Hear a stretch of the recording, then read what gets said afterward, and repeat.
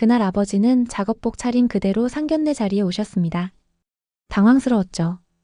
예비 장인 장모님과 그녀가 보인 표정도 잊을 수 없고요. 기름때 묻은 옷을 보며 눈치를 주던 그들의 태도 그게 전부였습니다. 말없이 웃고만 계시던 아버지는 식사가 끝날 무렵 갑자기 일어나셔서 단 한마디를 남기셨어요. 이 결혼 없던 걸로 하자.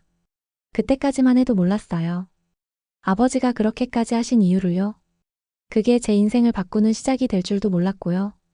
그럼 오늘의 사연 시작하겠습니다. 아버지, 오늘만 정장 좀 입으세요. 네.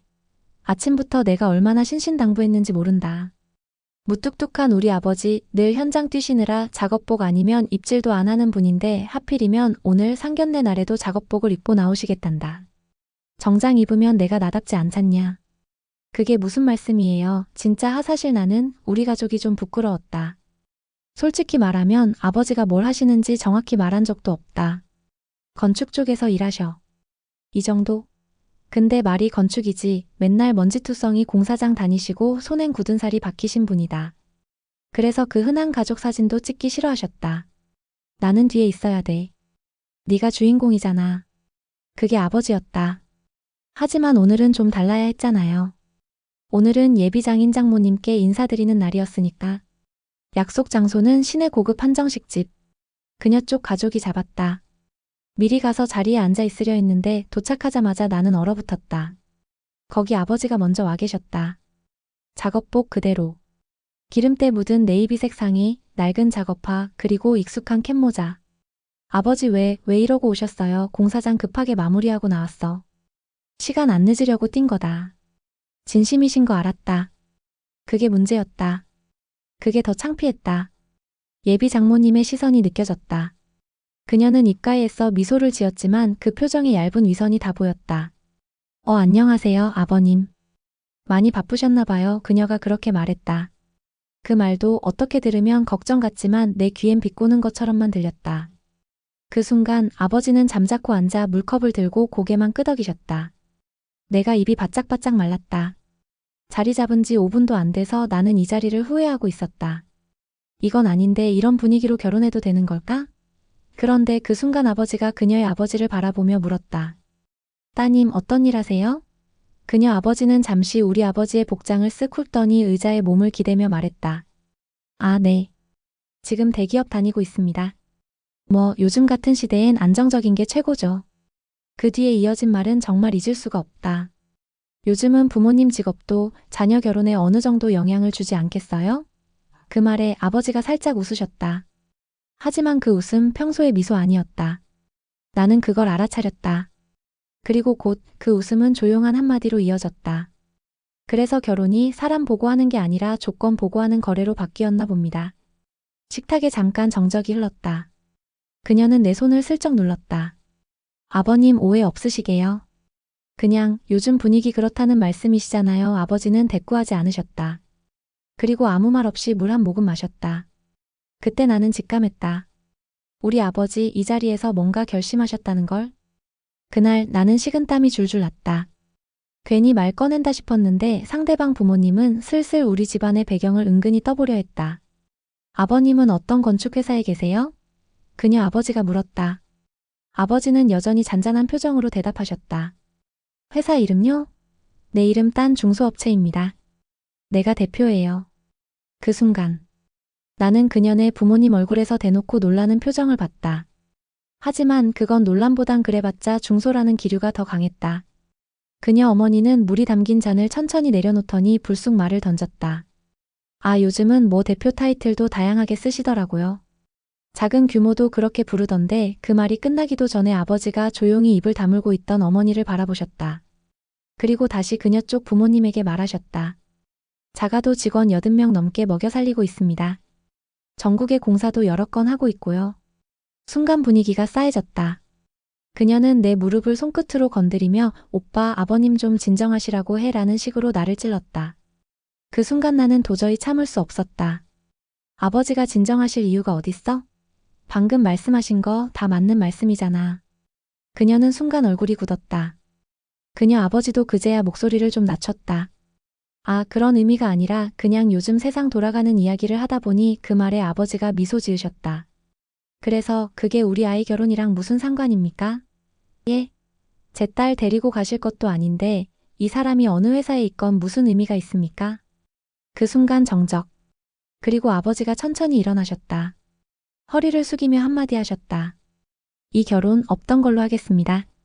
네. 그녀 부모님도 그녀도 순간 얼어붙은 듯 굳었다. 죄송합니다. 처음부터 우리 같은 사람들은 상견례 자리에 앉을 자격도 없던 것 같네요. 아버지는 말끝에 조용히 모자를 눌러 쓰셨다. 나는 급히 일어섰다. 아, 아버지. 잠깐만요. 그녀는 당황한 얼굴로 나를 붙잡았다. 오빠, 지금 뭐야? 장난해? 무슨 말도 안 되는 소리야? 그녀의 말투 그동안 안 보이던 면이 드러났다. 정말이지 그 순간이 결정적이었다. 나는 그때 우리 아버지를 처음으로 정말 멋진 분이라고 생각했다. 아버지는 말없이 식당 밖으로 걸어 나가셨고 그날 상견례는 그렇게 끝났다. 그날 밤 집에 돌아오자마자 나는 현관문 앞에 주저앉았다. 신발도 못 벗고 양복 바지도 구겨진 채 고개만 푹 숙이고 앉아 있었다. 왜 그랬을까? 왜 하필 오늘 눈물이 날 정도로 분했다. 결혼을 꿈꿨고 그녀와 평생을 함께할 거라 믿었는데 하루 만에 모든 게 무너졌다. 그 순간 문득 뒤에서 아버지의 구두 소리가 들렸다. 일어나라. 바닥 차다. 나는 고개를 들 수 없었다. 죄송해요, 아버지. 나 때문에 다 망친 것 같아요. 그렇게 생각할 필요 없어. 아버지의 목소리는 담담했다. 난 아버지한테 너무 창피했어요. 내가 그렇게 말했을 때 아버지는 내 앞에 털썩 주저앉았다. 너, 내가 왜 그 복장 그대로 상견례 갔는지 생각해봤냐? 시간이 없었다고 했잖아요. 시간이 없었어도 정장 입고 갔으면 달라졌을 것 같냐? 나는 대답하지 못했다. 아버지는 주머니에서 오래된 손수건을 꺼내며 말했다. 아빠는 평생 기름 묻은 손으로 살아왔다. 그게 부끄러운 게 아니라 그걸 창피해하는 내가 더 속상하더라. 너한테 아빠가 뭔지 모르겠지만 내가 땀 흘린 만큼 너 먹고 자란 거다. 그 말에 눈물이 핑 돌았다. 그 순간 내 핸드폰이 울렸다. 문자 은지, 너네 아버지 진짜 민폐다. 우리 부모님 앞에서 그런 식으로 굴면 앞으로도 계속 창피하게 만들걸? 이게 진심이었구나. 한 번도 그렇게 말한 적 없었지만 마음속 어딘가에서 이런 말을 들을 수도 있겠다는 불안이 있었던 것도 사실이었다. 나는 문자를 천천히 읽은 후 조용히 핸드폰을 껐다. 그리고 처음으로 내 입으로 그 말을 꺼냈다. 아버지, 잘하셨어요. 그 결단 저도 감사해요. 아버지는 말없이 내 어깨를 툭 쳤다. 그게 됐다는 뜻이라는 걸 나는 안다. 그날 이후로 내 머릿속은 텅 빈 것 같았다. 어떻게든 다시 잘 풀어보자며 그녀가 문자를 보내오긴 했지만 난 더 이상 그럴 의지가 없었다. 그 집이 나를, 우리 가족을 사람 대접이라도 했던가? 아버지의 침묵이 자꾸 떠올랐다. 그녀는 다음날 전화를 걸어왔다. 나는 한참을 망설이다가 받았다. 오빠, 미안해. 그날은 나도 너무 당황해서 그랬어. 아버님 기분 상하셨을까봐. 아니, 내가 엄마 아빠도 설득해볼게. 오빠, 우리 결혼하잖아. 그냥 한 번만 다시 만나자. 응? 나는 한숨부터 쉬었다. 너 문자 뭐라고 보냈는지 기억 안 나? 그거 그냥 감정적으로 쓴 거야. 나도 너무 놀랐으니까 놀랐다니. 우릴 대놓고 무시해놓고 그게 놀람이었나? 그녀는 말을 이었다. 솔직히 말해도 돼? 오빠 아버지 너무 무뚝뚝하시고 좀 예의 없어 보였어. 우리 엄마 아빠가 말 걸어도 반응도 없고. 그 순간 무언가 확 끊어졌다. 그게 니네 부모님이 우리 아버지한테 예의를 지켰어야 가능한 거지. 뭐, 너네 엄마 작은 회사 대표라니까 비웃었고 아빠한테 그 옷이 뭐냐는 눈빛 보냈어. 예의는 우리가 아니라 니네 쪽에서 먼저 깨뜨린 거야. 그녀는 한참을 말이 없었다. 그리고 결정적인 한마디를 던졌다. 근데 솔직히 오빠, 너네 집이 그렇게 돈 많은 집도 아니잖아. 그 말에 나는 더는 아무 말도 할 수 없었다. 그래, 이게 진심이었구나. 그동안 내가 애써 무시했던 그녀네 가족의 시선. 우리 아버지를 그냥 공사장 일꾼 정도로만 봤던 그 가벼운 시선이 결국 오늘을 만든 거다. 은지야. 내가 차분하게 불렀다. 우리 여기까지 하자. 그날 아버지가 파혼 선언하신 건 결국 내 인생 구해주신 거였어. 뭐, 그날 내가 얼마나 창피했는지 알아. 근데 오늘은 네가 더 창피하다. 그렇게 전화를 끊고 나니 희한하게 눈물이 났다. 슬퍼서가 아니었다. 이제야 진짜 사람 구분을 할 수 있게 된 그날이었으니까. 며칠 동안 나는 회사 일 외엔 아무것도 손에 잡히지 않았다. 결혼이 무산된 것에 대한 아쉬움은 어느새 무언가 더 묵직한 감정으로 바뀌어가고 있었다. 아버지를 나는 정말 몰랐다.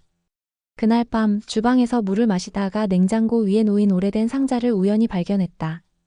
꺼내보니 먼지가 수북하게 앉은 철제 케이스였다.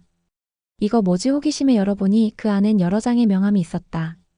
주성진 종합건설 대표이사 박영길 건설산업대상 수상 대한민국 중소기업인상 이게 뭐야? 나는 얼떨떨한 마음으로 명함을 하나하나 넘겨보다가 신문 스크랩 하나를 발견했다. 성진종합건설 박영길 대표, 청년 고용기여 공로로 산업포장 수은 이게 우리 아버지라고? 나는 그 자리에서 얼어붙었다. 아버지는 매일 땀에 절은 작업복 차림으로 공사장 현장을 오가셨고 어디 가서 본인 소개도 안 하셨다.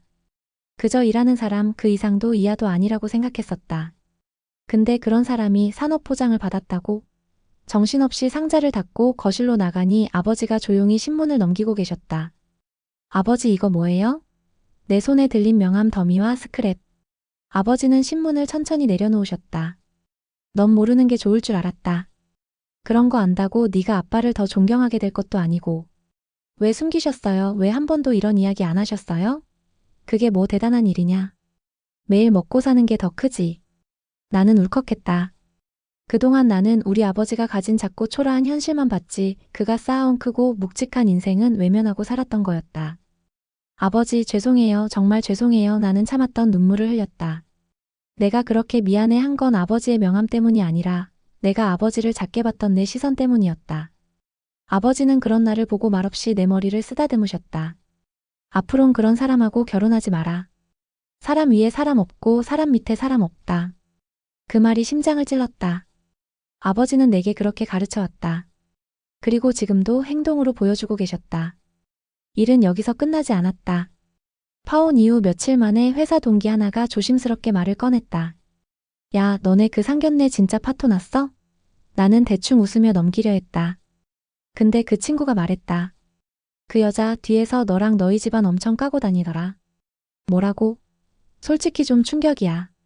네가 상견례에서 무례하게 굴어서 오히려 걔네 부모님이 자리를 박차고 나간 거라는 식으로 말하고 다니더라. 순간 속이 뒤집혔다. 내가? 그날 아버지가 모든 걸 감당하고 말없이 일어난 그 자리가 어떻게 그렇게 포장될 수 있지? 분노보다도 씁쓸함이 더 크게 밀려왔다. 그래, 결국 그 사람들에게 진심은 중요하지 않았던 거다. 겉모습, 직업, 그리고 보여지는 말들. 그게 전부였던 거다. 그리고 며칠 뒤 더 큰 일이 터졌다. 예비 신부였던 은지. 그녀가 내 친구 몇 명한테까지 연락을 돌린 거다. 우리 쪽 부모님이 상견례 자리에서 정중하게 말씀드렸는데 상대편 아버님이 감정적으로 나가셔서 자리를 파한 거다. 감정적으로? 그날 단 한마디. 이 결혼 없던 걸로 하자. 그 한마디를 하기까지 얼마나 참았는지 나는 알았다. 친구 하나가 말했다. 야, 네 아버지 멋있더라. 그날 자리에서 바로 파혼 선언한 거 진짜 쉽지 않았을 거야. 나는 그 말에 고개를 끄덕였다. 진심으로 그날의 아버지가 내가 알고 있던 누구보다 위대했다. 며칠 뒤 나는 그녀에게 마지막 메시지를 보냈다. 나에 대해 뭐라고 말하든 상관없다. 근데 우리 아버지에 대한 거짓말은 하지 마. 그런 아버지를 욕하는 건 나까지 모욕하는 거야. 답장은 없었다. 괜찮았다. 이제는 정말로 괜찮았다. 혹시 박영길 사장님 아드님 되시죠? 회사로 택배 하나가 도착했다. 익숙한 이름 없는 발신자. 그리고 그 안에는 작은 상자와 손편지가 담겨 있었다. 박 사장님 덕분에 인생 바꿨던 사람 중 하나입니다. 감히 연락드리기 어려워 이렇게나마 인사를 드립니다. 10년 전 자살 직전까지 몰렸던 제게 아무 조건 없이 공사 현장 일자리 주셨죠. 그리고 한마디 아직도 잊지 못합니다. 사람이 바닥일수록 바닥을 뚫을 수 있다. 그 글을 읽는 순간 눈물이 왈칵 쏟아졌다. 나는 그 길로 작업장에 있는 아버지를 찾아갔다. 아버지 이 사람 아세요? 응. 김수환이. 그때 마포 현장에서 구조물 하다가 부상당했던 청년. 그게 기억이 나시는 거예요? 그 친구 누가 뭐래도 진국이었지. 다리에 철심 박혀도 하루도 빠지지 않고 현장 나왔어. 아버지의 말투는 늘 그렇듯 간결했다. 감정도 자랑도 없었다. 근데 왜 그 얘기 한 번도 안 하셨어요? 그걸 굳이 왜 해? 사람 도운 게 자랑이냐? 그 말이 심장을 찔렀다. 나는 아버지가 그동안 얼마나 많은 사람들을 그렇게 조용히 도우며 살아왔는지 모르고 살았다. 나는 말없이 상자 안에 들어있던 작은 액자를 꺼냈다. 당신 같은 사람이 이 나라를 지탱하고 있습니다. 고맙습니다. 김수환이라는 사람이 보낸 감사패였다. 아버지는 액자를 보며 잠시 입꼬리를 올렸다. 그 친구 지금은 중장비 기사 됐다고 들었는데 잘 살고 있나 보네. 아버지 진짜 대단하신 분이었네요. 아니야. 그냥 어쩌다 보니 이 나이 먹도록 그렇게 산 거지 뭐. 나는 그 순간 진심으로 깨달았다. 내가 존경하던 사람은 누구보다 크고 묵직한 삶을 살아온 분이었다는 걸. 세상이 아무리 겉모습으로 사람을 판단해도 진짜 사람의 가치는 그 사람이 걸어온 발자국에 있다는 걸. 그리고 그 발자국 안에 내 아버지가 있다는 걸. 그날은 이상하게 아침부터 기분이 묘했다. 커피 한 잔을 손에 쥐고 사무실에 도착한 순간 전화 한 통이 걸려왔다. 여보세요? 저 혹시 박성훈 씨 맞으시죠? 낯선 여자 목소리였다. 하지만 단번에 알아챘다. 은지 어머니시죠. 그 짧은 말에 상대방은 잠시 뜸을 들였다. 아이고, 우리 은지가 너무 많이 울고 많이 반성하더라고요. 그렇습니까? 그날 상견례 자리는 우리가 좀 경솔했죠. 사실 성훈 씨 아버님이 회사 사장님이셨다는 것도 뒤늦게 알고 얼마나 놀랐는지 몰라요.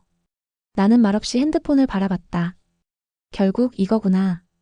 그날은 내 아버지를 작업복 입은 사람으로 보고 한마디 인사도 건네지 않던 사람들이 이제 와서 사장님 타이틀 붙은 걸 알고 갑자기 말을 바꿔오는 거였다.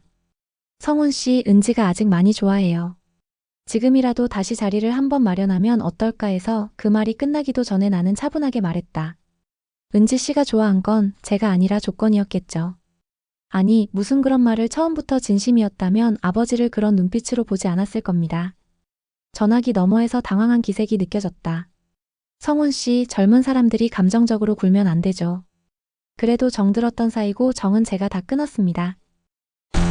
그리고 이제는 사람 볼 줄 압니다. 나는 그렇게 말하고 전화를 끊었다. 가슴이 시원했다. 처음으로, 정말 처음으로 누군가의 시선이 아니라 내 시선으로 사람을 판단한 순간이었다. 그날 저녁 아버지와 밥을 먹으며 그 얘기를 조심스럽게 꺼냈다. 아버지, 은지네 쪽에서 연락 왔었어요. 그래? 아버지는 밥 한 숟가락을 집으며 대수롭지 않게 물었다. 근데 잘라 말했어요. 이젠 저도 사람 볼 줄 알 것 같아서요. 그 말에 아버지는 잠시 젓가락을 멈추시더니 조용히 고개를 끄덕이셨다. 그게 사람 사는 거다. 그 한마디. 그게 오늘 하루 그리고 지금까지 살아온 모든 시간을 정리해주는 말 같았다. 야, 너 그 얘기 들었어? 회사 점심시간 팀 막내가 다급하게 내게 다가왔다. 뭔데? 너네 파혼한 그 여자 있잖아. 걔 엄마가 너네 아버지한테 찾아갔대. 뭐? 아버지 공사 현장으로 찾아가서 막 큰 소리 내고 그랬다던데 심장이 쿵하고 내려앉았다. 그리고 잠시 후 도착한 메시지 하나. 아버님, 도대체 왜 그렇게까지 하십니까? 우리 딸이 그렇게 나쁜 아이도 아닌데 이렇게까지 매몰차게 끊으셔야 했나요? 사람 일 끝까지 봐야 아는 겁니다. 누가 누구한테 사람 운운을 하고 있는 건가? 나는 아버지에게 전화를 걸었다. 수신음 2번 만에 아버지가 받으셨다. 현장에 누가 찾아왔다면서요? 괜찮다. 그냥 조용히 가라고 했어. 근데 왜 그렇게까지 하시지? 전화도 아니고 직접 현장까지. 성훈아. 네. 그 사람들 넌 다시 안 만나겠다고 했지만 아직도 널 가지려고 하는 거야. 그게 무섭지 않냐? 나는 말문이 막혔다. 아버지는 계속 말씀하셨다.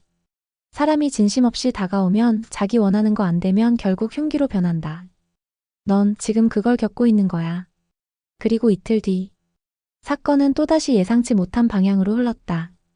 내 SNS 메시지함에 익명의 DM이 도착했다.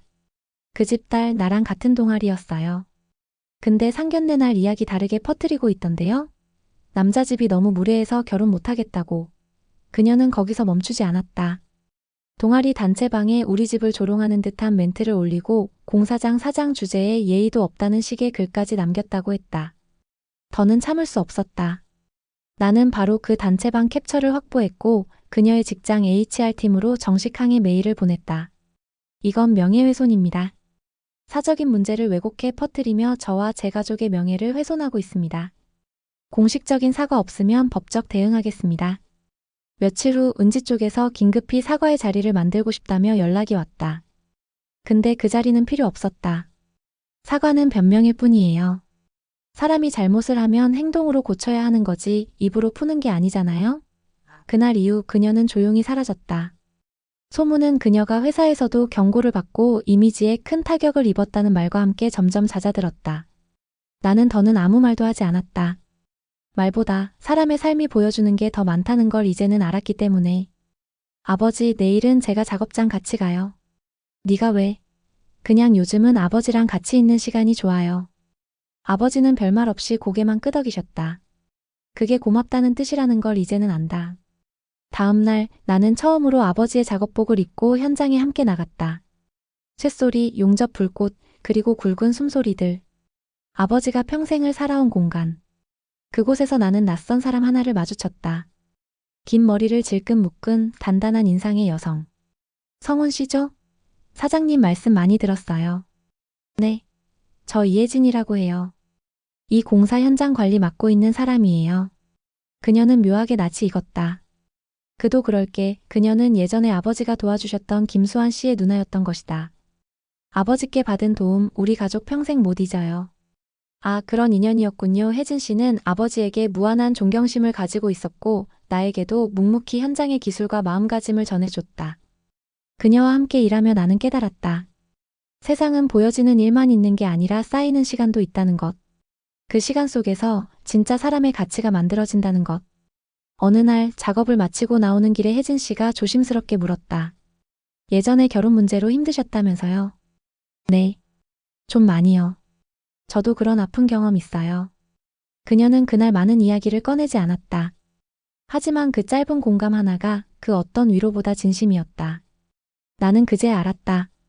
이제는 누구를 만나도 내 사람인지 아닌지를 판단할 수 있는 눈이 생겼다는 걸. 그리고 그 눈앞에 한 사람이 조용히 서 있다는 걸. 그날은 이상하게 바람이 맑았다.